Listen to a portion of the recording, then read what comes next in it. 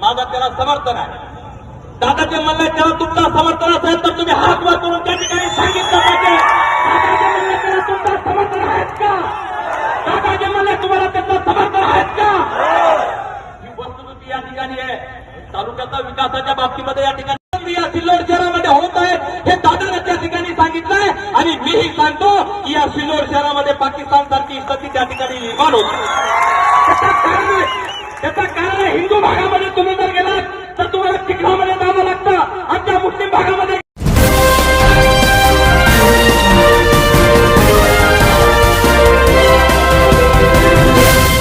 अगर आपने अभी तक हमारा चैनल सब्सक्राइब नहीं किया तो अभी सब्सक्राइब करें. खोटे गुन्हे दाखल केले आणि त्यांनी त्या ठिकाणी त्याचा प्रतिकार केला. एका बाजूने त्यांनी त्या ठिकाणी कंप्लेंट केली तर त्या ठिकाणी कंप्लेंट त्याची घेतली गेली. अरुण काळेच्या बाबतीमध्ये मला या ठिकाणी बोलायची आवश्यकता नाहीये. अरुण काळे काळ्याच्या जुना भागामध्ये त्या जुना परिसरामध्ये त्याला मानणारा किती वर्ग आहे. अरुण काळे रात्र आणि दिवस त्या ठिकाणी जनतेच्या कामामध्ये व्यस्त असतो. कुठल्याही प्रकारचं त्या ठिकाणी एखाद्या अनुसूचित सरकार घडला तर सर्वप्रथम त्या ठिकाणी एखाद्या आमदाराला किंवा खासदाराला किंवा माजी आमदाराला किंवा कुठल्या कार्यकर्त्याला फोन सांगायच्या जुन्या भागातून या पोलिसाच्या मार्फत त्या ठिकाणी अरुण काळेला बोलवलं जातो आणि त्या ठिकाणी प्रकरण त्या ठिकाणी मिटवलं जातं.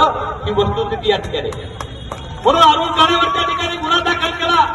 म्हणून त्या ठिकाणी आदरणीय आमचे नेते आदरणीय रावसाहेब पाटील दानवे साहेबांनी अजिंठा चौफुलीवर त्या ठिकाणी रस्ता रोको आंदोलन केलं आणि रस्ता रोको आंदोलन करीत असताना आदरणीय दादांनी त्या ठिकाणी एक शब्द त्या ठिकाणी वापरलं की हे सिल्लोड शहर पाकिस्तान होत चाललं. दादांनी सिल्लोड शहर पाकिस्तान झालं हे म्हणलं नाही. सिल्लोड शहर पाकिस्तान सारखा होत चालला अशा पद्धतीचा शब्द वापरला. म्हणून अब्दुल सत्तानी आणि त्यांनी केल्या चपालानी त्या ठिकाणी आदरणीय दादांच्या नेतृत्वाखाली त्या ठिकाणी निषेध मोर्चा त्या ठिकाणी आपल्या सर्वांच्या देखत त्यांनी त्या ठिकाणी काढण्याचा त्या ठिकाणी प्रश्न. मी या ठिकाणी तुम्हाला एकच प्रश्न विचारायला आलोय आणि एकच प्रश्न विचारतोय की आदरणीय दादांनी जे सांगितलंय ते खोटं आहे का चूक आहे? दादांनी हे सांगितलं की सिल्लोड शहर पाकिस्तान सारखी स्थिती या सिल्लोड शहरामध्ये होत आहे हे दादाने त्या ठिकाणी सांगितलंय आणि मीही सांगतो की या सिल्लोड शहरामध्ये पाकिस्तान सारखी स्थिती त्या ठिकाणी निर्माण होती. त्याचं कारण आहे हिंदू भागामध्ये तुम्ही जर गेलात तर तुम्हाला चिखलामध्ये जावं लागतं. आमच्या मुस्लिम भागामध्ये गेलात तर तुम्हाला सिमेंट रस्त्याच्या भागामध्ये जावं लागतं. हिंदू भागामध्ये त्यांच्या घरासमोर किंवा त्यांच्या दुकानासमोर त्या ठिकाणी भिंती बांधण्याचं काम करताय. ज्या व्यापाऱ्याने आयुष्यभर एक एक रुपया त्या ठिकाणी जमा केला, त्यांनी दुकान घेतली, प्लॉट घेतला, त्यांनी घर बांधलं, पाचपाकाने केलंय आणि आदरणीय दादांनी जे सांगितलंय ते खरंय. माझं त्याला समर्थन आहे. दादाचे म्हणले त्याला तुमचा समर्थन असेल तर तुम्ही हात वर करून त्या ठिकाणी सांगितलं पाहिजे. दादाचे म्हणले त्याला तुमचा समर्थन आहेत का? दादाचे म्हणले तुम्हाला त्याचं समर्थन आहेत का? ही वस्तुस्थिती या ठिकाणी आहे. तालुक्याच्या विकासाच्या बाबतीमध्ये या ठिकाणी 15 वर्षापासून या तालुक्याचा आमदार त्या ठिकाणी मोठ्या मोठ्या गप्पा मारतोय. आज तालुक्याची परिस्थिती तुम्हाला माहित आहे. त्याचे ठेले चपले त्या ठिकाणी काम करतायत. 3-3 महिन्यामध्ये तो रस्ता करतोय. डांबरीचे खड्डे तालुक्यामध्ये कुठे तुम्हाला डोळे लावून त्या ठिकाणी जाता येत नाही. सगळ्या ठिकाणी खड्डे त्या ठिकाणी उपलब्ध या ठिकाणी झालेले आहे. हा महाराष्ट्रभर या ठिकाणी राजा म्हणतोय, हा महाराष्ट्रभर आपला मंत्री म्हणतोय, पण मंत्रिमंडळाच्या काळामध्ये त्यांनी कुठल्याही प्रकारचा विकास त्या ठिकाणी केलेला नाही. जो कोणी केला असेल त्या कामामध्ये त्यांनी भ्रष्टाचार केलेला आहे हे मला सांगायची गरज नाही. तुमच्या गावामध्ये जे बी ठेकेदार त्या ठिकाणी कामं करतात त्या अर्धे त्याचे नातेवाईक नाते त्याचे चेहरे चपले तुम्हाला पाहिजे. 17 ठिकाणी मला सांगायची आवश्यकता नाही. तिथं आप्पा बसलेले सगळे नेते मंडळी बसलेले. अब्दुल सत्तार हा धोकेबाज. त्यांनी एका माणसाला धोका दिला. अरे त्यांनी कुंजराव अग्रवाल असतील या गावाचे पहिले सरपंच ग्रामपंचायत सदस्य झाला, त्याला त्यांनी धोका दिला. माणिकराव दादा पलटकरांनी त्याला त्या शहराचा नगराध्यक्ष केला. माणिकराव दादा पलटकरांना धोका दिला. तरी दिला आप्पा रंगनाथ काळेंनी त्याला विधान परिषदेच्या निवडणुकीत मतदान केलंय, त्याला धोका दिलाय. दिला नाही धोका. अरे रामकृष्ण बाबा असतील, नितीन पाटलाचे वडील असतील, जो मंत्री होतो, जो मुख्यमंत्री होतो त्याची वाहवा करतो. अशोक चव्हाणच्या नावानं त्यांनी वाहवा केली, माझा भाऊ आहे म्हणला. विलासराव देशमुखच्या नावानं भाऊ चर्चा केली, माझा भाऊ आहे. जो मुख्यमंत्री होतो त्याला माझा भाऊ म्हणतो.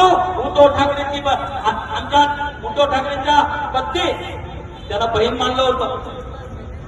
तिथून साडी घेऊन जात होतं उद्धव ठाकरे मुख्यमंत्री असताना.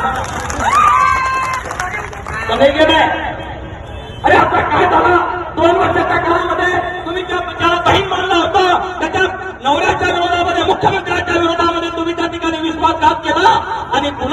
तुम्ही एकनाथराव शिंदे साहेबांची वाहवा त्या ठिकाणी करू लागले. पण तुम्हाला ही सांगतो की हा एकनाथराव शिंदे साहेबांना कधी सोडून जाईल त्याचा पत्ता नाही. कारण की याच्या रक्तामध्ये धोकेबाज दिलेला आहे. हा प्रत्येक माणसाला धोका देतो. या तालुक्यामध्ये इमान करतो. बंडू काळे असतील, बंडू काळेच्या नावाला त्या ठिकाणी तुला आमदार करतो म्हणून त्याचा पैसा त्या ठिकाणी लुटण्याचं काम केलं. भावनापती लोकांनी असतील तुला आमदार करतो म्हणून त्याचा पैसा लुटण्याचं काम केलंय. जो पैसावाला असतो त्याला आमदार करतो, त्याचे पैसे लुटतो आणि अशा पद्धतीचे धोकेधडी करण्याचं काम या ठिकाणी अब्दुल सत्तारनं केलंय. आज त्याचे चेहरे चपेला अनेक पद्धतीने या ठिकाणी फिरू लागलेत. मी त्याच्या चेहरे चपेला एक प्रश्न विचारू इच्छितो. तुम्ही जिल्हा परिषदेचे अध्यक्ष झाले असतील, तुम्ही बँकेचे चेअरमन झाले असतील, तुम्ही पंचायत समितीचे सभापती झाले असतील, मग तुम्हाला शपथ घेऊन सांगतो की तुम्हाला तुमच्या गावामध्ये सुद्धा नारळ फोडाचा अधिकार अब्दुल सत्तारनं दिलेला नाहीये. तुम्ही कार्यकर्ते नाहीये, तुम्ही कसे खुळा म्हणून वापरताय. आणि जिल्हा परिषदेचा अध्यक्ष आपल्या तालुक्यामध्ये होता जिल्हा महाजन, तो स्वतः त्याच्या गावामध्ये नारळ फोडू शकत नाही. अर्जुन गाळे स्वतः नारळ फोडू शकत नाही. हे त्याचे कार्यकर्ते नाहीये. जेव्हा मोठे मोठे पदं द्यायचं काम पडत त्यावेळेला त्याच्या घरामध्ये होतो. सूतगिरीचा अध्यक्ष त्या ठिकाणी केला. अरे सूतगिरीचा अध्यक्ष तू केला तर तू समीरच्या ऐवजी एखाद्या मराठा माणसाला त्या ठिकाणी सूतगिरीचा तू अध्यक्ष करायला पाहिजे होतं. तू केला नाही. नगराध्यक्षपदी तुम्ही आतापर्यंत घरामध्ये केलंय. तुम्ही दुसऱ्या माणसाला कधी तुम्ही संधी या ठिकाणी दिलेली नाहीये. अनेक प्रकारचे घरामध्ये त्यांनी गेले. आता जिल्हा परिषदेमध्ये सुद्धा त्यांचे घराचे लोक या ठिकाणी येतील. याची कुठल्या प्रकारची आता शंका राहिलेली नाहीये. आपण माहित आहे प्रत्येक तालुक्याला वाटतं की अब्दुल सत्ता निवडून येतोय, पण निवडून कसा येतोय? 27,000 मतं बोगस घडतायत. ज्यांचं नाव अजिंठ्यामध्ये, त्यांचं नाव सिल्लोडमध्ये, ज्यांचं नाव डोंगरगावमध्ये, त्यांचं नाव सिल्लोडमध्ये, काही भोकरदांचे नावं त्या ठिकाणी घालते. आणि तुम्हाला माहिती आहे की या निवडणुकीमध्ये 10 ते 12,000 मतं बोगस मतं त्या ठिकाणी रद्द होणारे प्रत्येक गावामध्ये नोटीस आलेल्या आहेत. म्हणून तुम्हाला आजच्या निवडणुकीमध्ये या ठिकाणी तुम्हाला उठायचंय. अब्दुल सत्तार आता पिसाळल्यासारखा करतोय. तुम्ही घोषणाचा प्रकरण बघितला असाल, तुम्ही जामणीचा प्रश्न बघितला असाल.